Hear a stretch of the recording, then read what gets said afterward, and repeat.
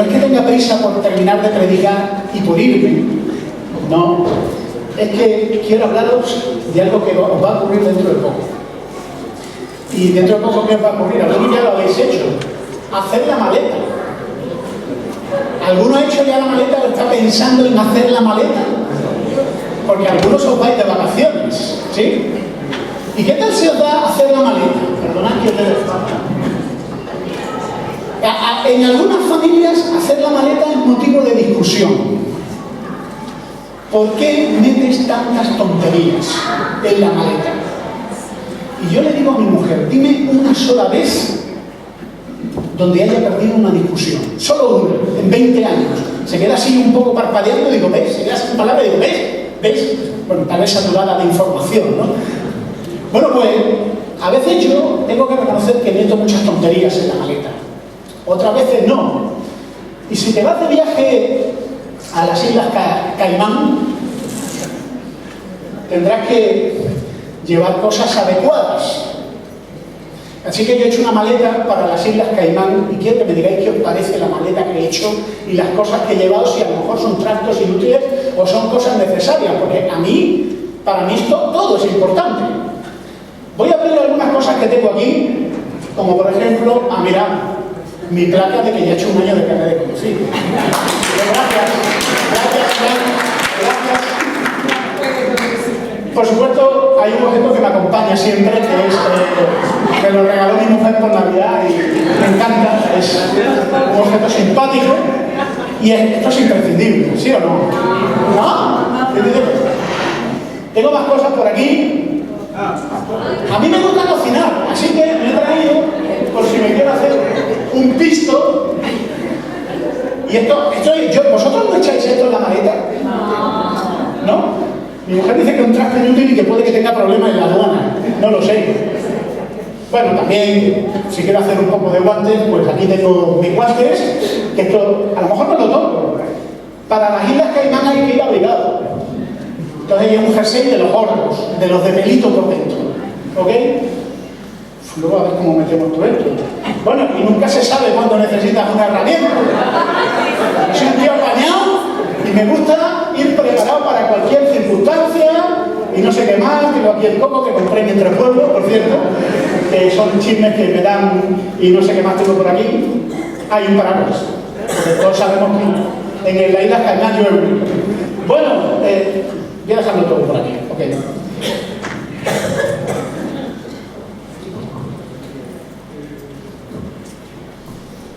Hacer una maleta es una cosa para pensárselo. Y os digo una cosa. La vida es un viaje. Y si vas con muchas cosas, con muchos trastos inútiles, vas a ir cargando de un maletón de cosas que no valen para nada y vas a ir por la vida sudando y resoplando, diciendo, ¿quién me habrá mandado cargar con estos chismes inútiles? Y yo tengo una pregunta para ti. ¿Qué cosas metes en tu vida?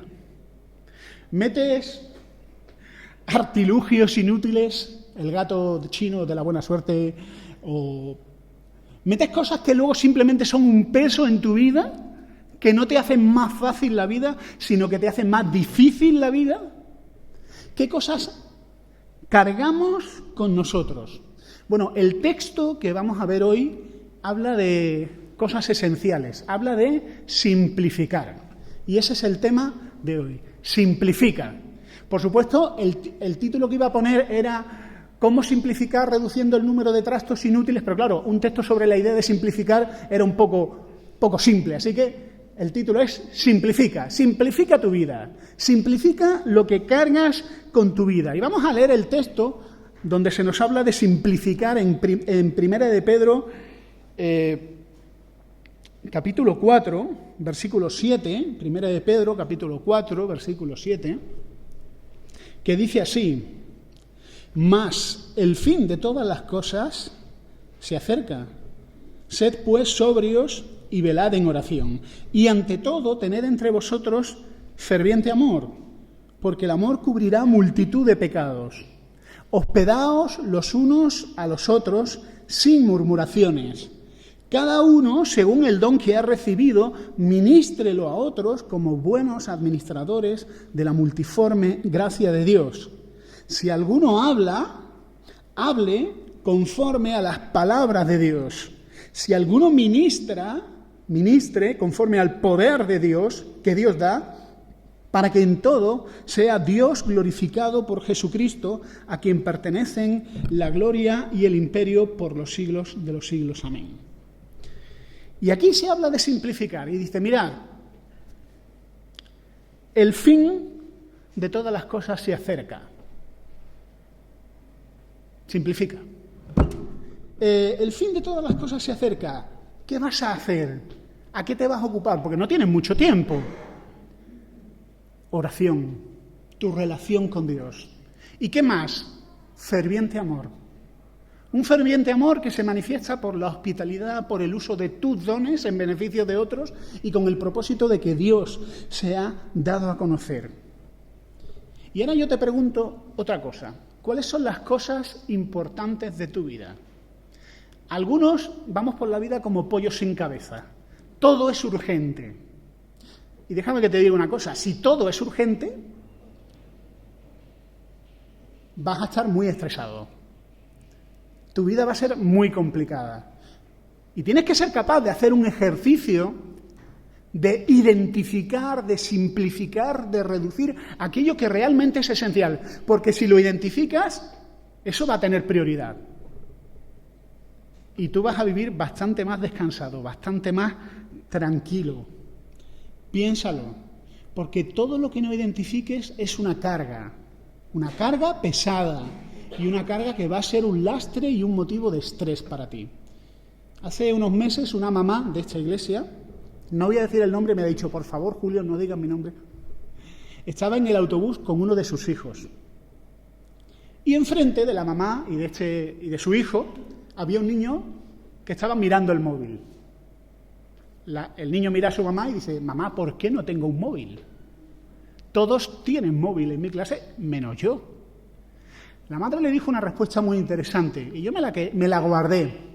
Le dijo, mira, hijo, si tú tuvieras un móvil, ¿sabes qué pasaría? Que en lugar de estar hablando tú y yo, tú estarías mirando el móvil y yo estaría mirando por la ventana. Y un día yo no voy a estar contigo y vas a echar de menos estas conversaciones. Y a ese niño se le abrieron los ojos y se dio cuenta de que su mamá no iba a estar siempre allí. Por cierto, me dijo, toda la tarde se la pasó abrazándome. Identificar que el tiempo que tienes es corto te va a dar una perspectiva adecuada de las cosas. Y aquí lo que está diciendo la Escritura es, el fin de todas las cosas se acerca, te queda poco tiempo. El tiempo no es un chicle que podemos estirar hasta el infinito. Tenemos que saber qué cosas son importantes. Mirad, en las religiones orientales dicen que el tiempo es una rueda. Los hindúes le llaman samsara, la rueda de la muerte y la reencarnación. Y dicen que la vida es un continuo morir y renacer. En el judaísmo, en el cristianismo, se nos ha revelado que la historia no es un círculo, es lineal. Tiene un principio. En el principio creó Dios los cielos y la tierra. Y tiene un final. Y aquí yo vengo pronto. Y oramos los creyentes, venga a nosotros tu reino. La historia es lineal. Y eso nos enseña a valorar el tiempo. A veces dicen de los cristianos que estamos obsesionados con el fin del mundo, que estamos pensando en el cielo y fuera de la realidad, pero no es así. Saber que el tiempo es corto nos ayuda a valorar lo inmensamente valioso que es el tiempo. Y el contexto de la carta de Pedro, que llevamos ya meses estudiando, es un contexto de persecución. Persecución. ¿Sabéis qué es persecución? Es ansiedad a lo bestia. Es preocupación sobre si tu marido o tus hijos van a volver después de salir a casa. Es preocupación por si te van a quitar todas las propiedades y ahora de qué vamos a vivir. Los creyentes perseguidos viven en una presión mental y una angustia intensa. Y lo que dice aquí la palabra de Dios es: sed sobrios. Ser sobrio tiene que ver con simplificar tu vida y con tomar el control decidiendo qué es importante. Y aquí lo que dice: sed sobrios, velad en oración. La oración es esencial, eso sí hay espacio en la maleta para la oración. Y tened entre vosotros ferviente amor, el cuidado uno de otros, eso tiene que estar. Las personas son importantes. Y si no hay sitio para más cosas, para la oración, para tu relación con Dios y para el amor y el cuidado de otros, tiene que haber sitio. Y si tienes que quitar trastos inútiles, los quitas. Porque eso es esencial. La sobriedad tiene que ver con tu mente. Una mente en la que no está, ay, todo es importante, sino, a ver, esto es importante. Y si no hay tiempo para lo demás, que espere. Algunas mamás me estáis mirando y estáis diciendo, eso que dices es muy fácil, pero no es tan fácil. Lo sé, no es tan fácil. Por eso la palabra de Dios nos exhorta a simplificar. Cuando experimentamos ansiedad, angustia, cuando experimentamos culpa por cosas que no hemos terminado, pregúntate si tal vez estás metiendo demasiadas cosas en tu vida y simplifica. Y una de las cosas es la oración. El Señor Jesús, un personaje histórico, no es un cuento, no es una leyenda oral pasada de hijos y distorsionada, sino es un personaje histórico cuya vida ha quedado reflejada en documentos que son los 4 evangelios y más testimonio escrito que hay. El Señor Jesús dedicó mucho tiempo a enseñarnos sobre la oración. Si yo te digo aquí, he dejado unas notas para que trabajéis individualmente y en los grupos de crecimientos, si yo te digo aquí, ¿serías capaz de recordar algunas de las enseñanzas de Jesús sobre la oración? Seguro que se os vienen unas cuantas a la cabeza. El juez injusto y la viuda. Una viuda que no le hacían justicia, pero era muy pesada. Era pesada. Y Jesús dice, tenéis que orar así. Tenéis que ser muy pesados, perseverantes, insistentes. El amigo que viene a medianoche y no tienes nada que ponerle de ofrecer. Y va a tu vecino y dice, oye, dame algo para que le ponga a mi amigo. Déjame en paz, es de noche. Y el otro insiste. Hay mucha enseñanza de la oración. Jesús mismo enseñó con su ejemplo. Y los discípulos vieron a Jesús relacionarse con Dios. Él no nos enseñó a predicar. Y predicamos. Él no nos enseñó a construir edificios y construimos edificios. Él nos enseñó a orar, a hablar con Dios. Y para eso debe haber tiempo en tu vida. ¿Cómo oramos? ¿Por qué oramos? El Señor nos ha enseñado que la oración debe ser perseverante. Y esto es así porque nos desanimamos fácilmente. Porque nos distraemos. El Señor nos ha enseñado que la oración es para alinearnos con Dios. No es para manipular a Dios. Eso es magia. El cristianismo no es magia. Venga, vamos a manipular a Dios. No. Es para ponernos en sintonía con Dios y para que estemos en su camino. Oramos también para que el testimonio de estas buenas noticias de salvación en Jesús lleguen a más sitios. Oramos para que la paz de Dios inunde nuestros corazones. Por esto oramos. Y ahora yo te pregunto, ¿y qué te impide a ti orar? Todo. ¿No te pasa a ti que cuando te pones a orar suena el teléfono? ¿Llaman a la puerta? ¿Te pica el cuerpo? ¿Te distraes con una mosca? Esto es esencial. La oración es esencial. Debe haber espacio en tu vida para la oración. Y si no lo hay, simplifica. Llegamos al final de curso y echo la vista atrás. Y echo la vista atrás con las cosas que nos han pasado en el grupo de crecimiento del que soy parte. Y sabéis que siempre me jacto mucho, o nos jactamos, ¿no?, de cómo el Señor responde a oraciones. Bueno, hay cosas a las que el Señor no nos ha respondido en oración y seguimos orando, perseverando. Hay problemas serios por los que estamos orando. Pero también este año hemos visto la mano de Dios en respuestas claras a oraciones concretas. A veces hemos estado orando por meses para situaciones laborales, situaciones de salud, situaciones... Y el Señor ha respondido. Y para las demás seguimos perseverando. Orar es ponernos en contacto con lo sobrenatural. En el momento que cruzas la puerta de la oración, le estás dando espacio a Dios para que Él haga sus casualidades. Cuando cruzas la puerta de la oración, Dios empieza a hacer cosas. Quizá no como tú te lo esperabas, pero entras en el terreno de lo sobrenatural. La vida cristiana es muy interesante, ¿eh? No es nada aburrida.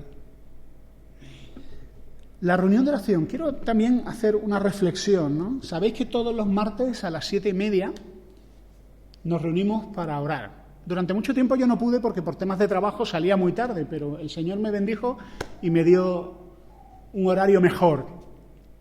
Y yo he aprendido mucho de la reunión de oración. He aprendido de la fidelidad de muchos hermanos que vienen a orar y no lo tienen nada fácil. Mirad, os voy a decir, no voy a dar nombres. Hay hermanos que se pasan más tiempo en el transporte público que en la reunión de oración. Yendo a la reunión de oración y volviendo de la reunión de oración, pasan más tiempo yendo y viniendo que la oración en sí. Y alguno podría decir, ¿vale la pena? Si es una prioridad, hay sitio en tu maleta. Si es una prioridad, hay sitio y hay lugar para la reunión de oración. Y hay otra cosa que he aprendido los martes. Orar es un trabajo duro, porque se ora, los martes se ora. Se tocan temas, alabamos al Señor, recibimos aliento de la palabra, pero se ora y se ora en serio. Y se recorren temas. Y oramos por la marcha de la Iglesia y por personas en concreto. Orar es un trabajo duro, como dice Ezequiel 22. Busqué entre ellos un hombre que hiciese vallado y que se pusiese en la brecha delante de mí, a favor de la tierra, para que yo no la destruyese y no lo hallé. Así que, hermanos, animaos. Y si no puedes, ofréndale a Dios un tiempecito cada semana para orar. Igual que otros hermanos van los martes y ofrendan un tiempecito para orar. Hemos dicho que hay dos cosas esenciales. El fin de todas las cosas se acerca. Sed pues sobrios y velad en oración. La oración es una prioridad. ¿Y cuál es la segunda prioridad que hemos dicho? El amor. Tened entre vosotros ferviente amor. Y luego dice, es muy interesante, dice, porque el amor cubrirá multitud de pecados. Este texto se ha utilizado muy mal. De hecho, he visto unas 4 interpretaciones de este texto y algunas muy enrevesadas. Pero este texto simplemente significa, y esto es una interpretación sencilla, literal, textual y práctica, que el amor pasa por alto la ofensa del hermano. El amor se niega a enfadarse y a ofenderse y a irarse y deja pasar esa ofrenda. Sencillamente eso. ¿Alguna vez te han ofendido en la iglesia? Somos humanos. Si alguien cree que somos perfectos, se equivoca. ¿Y cómo podemos cubrir las faltas de otro? Con amor. El amor va a cubrir esas faltas, ese agravio que te hicieron, que esperabas que te llamaran, esperabas que te dijeran, esperabas que te... y no lo hicieron. Con amor cubres esa ofensa. Ese es el sentido, a mi entender, literal, ¿no? El amor es esencial. El cuidado de otras personas. El cuidado de otras personas.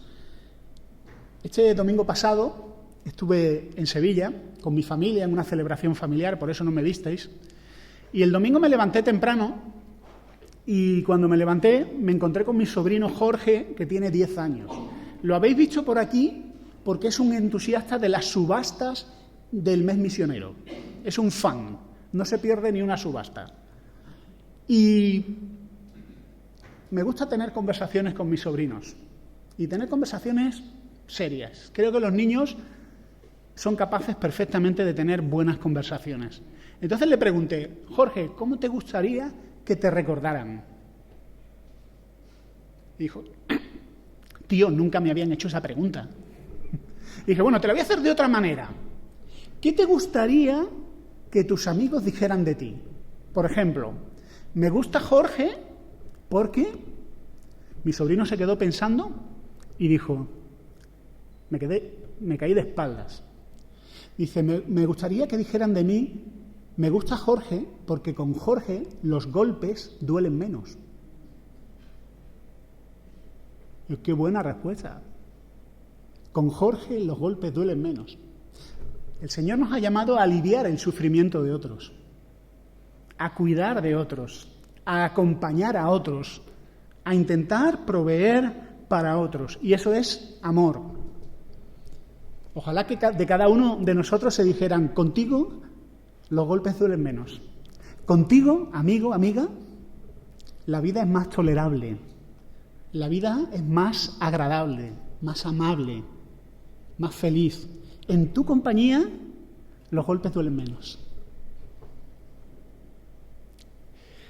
¿Cómo se manifiesta el amor? Y aquí el texto nos da varias pautas. Un amor que se manifiesta en la hospitalidad. Lo dice aquí, hospedaos los unos a los otros sin murmuraciones. Qué bien nos conoce el Señor. Número 2, el uso de los dones. Y número 3, la edificación. Si alguno habla, hable conforme a las palabras de Dios. ¿Cómo podemos utilizar la boca, nuestras palabras, para edificar a otros? Y voy a decir una cosa. ¿Qué le impresiona a Dios de una iglesia? ¿Qué le impresionan? Y os digo que a Dios no le impresionan las mismas cosas que a los seres humanos nos impresionan. A Dios lo que le conmueve de un ser humano, de una iglesia, es su compasión y su amor. Porque Dios es amoroso y compasivo y Dios valora esas cosas. En Apocalipsis capítulo 2, cuando Dios habla de iglesias concretas y dice, yo te conozco, yo conozco tus obras, tu arduo trabajo y paciencia. Y eran iglesias pobres, eran iglesias debilitadas, eran iglesias que a veces eran poquitos. Y dice, yo conozco tus obras y tu tribulación y tu pobreza. Dios no despreciaba, mira, son pobres. Qué pena de iglesia. No tienen ni para pagar la luz. Pero dice, no me importa eso. Valora otras cosas. Yo conozco tus obras, ¿dónde moras? ¿Dónde está el trono de Satanás? Pero retienes mi nombre y no has negado mi fe. Yo conozco tus obras y amor y fe y servicio y tu paciencia. Estas son cosas para las que hay espacio en la maleta. Nuestras obras de amor brillarán por la eternidad adornando el templo de Dios para su gloria. Dice el rey de Sodoma a Abraham, dame las personas y toma para ti los bienes. Diciendo, el botín no me interesa, el botín de aquella captura que habían hecho. Las personas son más importantes. Y nosotros somos llamados a amar porque hemos sido amados. Y no hemos sido amados por Dios porque Dios ha dicho, qué buenos son, sino precisamente por lo contrario. Nosotros hemos sido amados siendo indignos del amor de Dios. Hay una enseñanza, si es la primera vez que nos visitas, que debes entender. Cada ser humano arrastra detrás de sí un fracaso moral y espiritual. Algunos aparentamos muy bien, pero por dentro no somos los que aparentamos. Fracaso con Dios. Hemos fracasado y hemos fallado a Dios. Hemos fracasado y hemos fallado a nuestra familia, a nuestros amigos y a los que nos quieren. Y no tenemos nada con lo que presentarnos a Dios y decir, Señor, ámame, soy genial. Así no funciona el cristianismo. El Señor nos ama a pesar de nuestro fracaso y a pesar de nuestra ruina. Y Él lo hizo entregándonos a su Hijo como aquel que nos reemplaza y que sufre el juicio de Dios en nuestro lugar. Somos llamados a amar porque hemos sido muy amados. Y no podemos vivir de otra manera. Somos llamados a amar porque Dios nos amó primero ¿Qué vamos a hacer? Cuando alguien recibe tanto amor, no le queda otra que devolver amor. La hospitalidad, el uso de los dones. Bueno, una forma práctica de mostrar amor es la hospitalidad, abrir tu hogar. Abrir tu hogar para invitar a comer. Abrir tu hogar, y un sentido de la hospitalidad, según los eruditos del Nuevo Testamento, es para celebrar reuniones.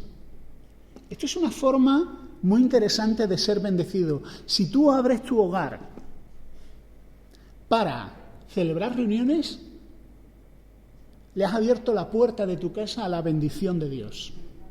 ¿Sí o no? Yo tengo amigos que son gente ya que son muy mayorcitos, no tenían mucho dinero, abrieron su casa para los grupos de jóvenes, para reuniones. A veces tú no sabías quién era hijo de ese hombre y de esa mujer, porque estaban todos los jóvenes de la iglesia siempre en su casa. Y Dios los ha bendecido. Los ha bendecido mucho, y los ha bendecido porque toda esa familia, todos esos hijos, todos esos nietos están caminando en los caminos del Señor. Y esos niños han visto a hombres y mujeres de Dios pasar por esa casa y han recibido mucho, y la bendición de Dios se ha quedado en esa casa. Cuando abres tu hogar hay una bendición especial. Y una buena idea de ser hospitalario es abrir tu hogar para tener un grupo de crecimiento en tu hogar. Somos una iglesia que se reúne en casas. Y si un día este edificio, Dios no lo quiera, saltara por los aires, la iglesia de Suances seguiría adelante gracias a los hermanos, a las familias que han abierto sus casas para tener reuniones. No dependemos tanto, y es una bendición. Usar tus dones. Dice la Escritura aquí que somos administradores, ¿y qué dice? Administradores de la multiforme gracia de Dios. Sabéis que la palabra original es multicolor, o por decirlo de otra manera, inmensamente variada. Dios tiene tanta capacidad y tantas riquezas y nos bendice de tantas maneras, con tantos dones, que es imposible enumerar los dones que Dios da a la Iglesia. A los humanos nos gusta decir, no, está el don de servicio, el don de esto, el don de exhortación, pero es que hay muchos más. La multiforme gracia de Dios. Y la Biblia dice una cosa, dice varias cosas sobre los dones. Lo primero que dice es que todos tenemos dones. Alguno puede decir, no, yo no tengo ningún don. Hace años estaba en una reunión, cuando era muy jovencito, estaba en una reunión de pastores, y un pastor, que estaba el hombre melancólico, dice, a veces nos preguntamos cuál es el don de ciertos hermanos.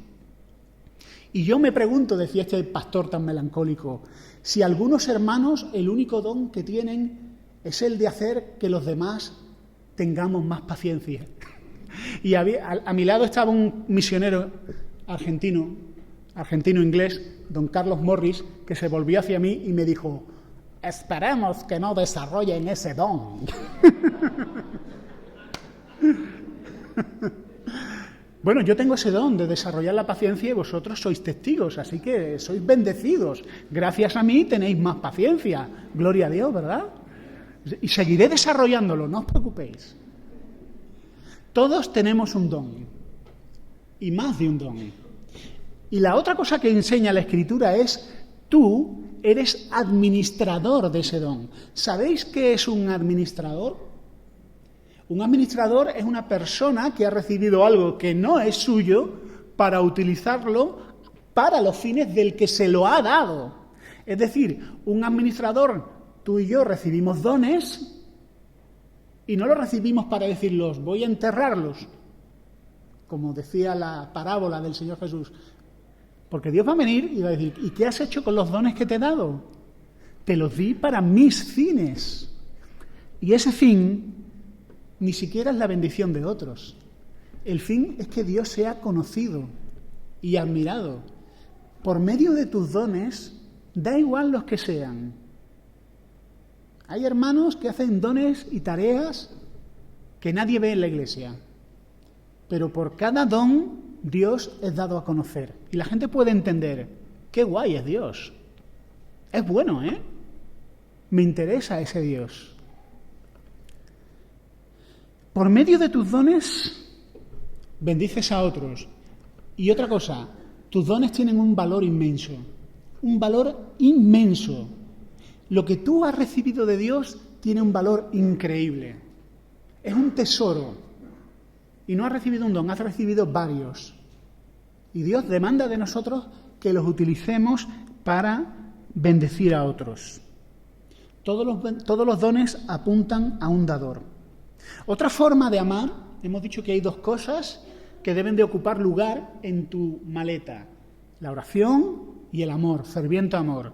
Otra forma de mostrar amor es por medio del uso de la palabra como medio para edificar.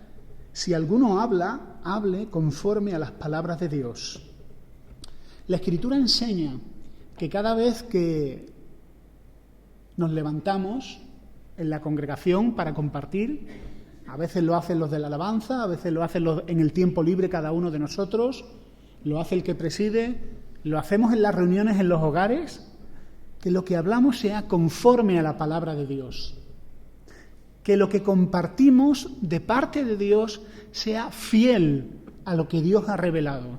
Y para eso necesitamos conocer, no superficialmente, necesitamos conocer a fondo la palabra de Dios. Y en estos tiempos, la Iglesia, y no hablo de esta Iglesia, sino la Iglesia en general, tiene una gran necesidad de conocer a fondo la palabra de Dios, para fielmente poder bendecir a otros. Mucho me temo que conforme vamos acumulando tradiciones, vamos repitiendo frases que no son ciertas y enseñanzas que no son ciertas sobre muchos temas. Guerra espiritual, se dicen muchas cosas. ¿Cómo conocer la voluntad de Dios? Se dicen muchas cosas, suenan bien, pero no son ciertas. Y para eso necesitamos profundizar en la palabra de Dios y no solo leerla, sino estudiarla. Así que te vayas de vacaciones o no te vayas de vacaciones, estás emprendiendo un viaje y la capacidad de meter cosas en tu vida es muy pequeña. Simplifica. Si es la primera vez que vienes a esta reunión o llevas varias veces viniendo, te voy a pedir que le hagas sitio a Dios en tu vida. Alguno dirá, tengo una vida tan ocupada que no queda sitio para Dios. Sí queda. Hay otras cosas que están ocupando ese sitio. Pregúntate si son necesarias. Hay cosas que causan estorbo en tu vida y que impiden que Dios entre en tu vida. Necesitas ponerte delante de Él y pedirle ayuda. Y si nunca le has pedido a Dios que entre en tu vida, ¿cómo se hace eso? ¿Cómo se le pide a Dios que entre en tu vida? Muy fácil. Pídeselo con educación. Pídeselo. Señor, habla con Dios. ¿Alguno ha hablado con Dios? Pídele que entre en tu vida. Hazle sitio a Dios en tu vida. Él quiere morar en tu vida. Y te voy a decir una cosa. Dios no es una carga. Todo lo demás sí es una carga. Pero Dios no es una carga. Al contrario, Él ayuda a llevar las cargas. Que el Señor te bendiga.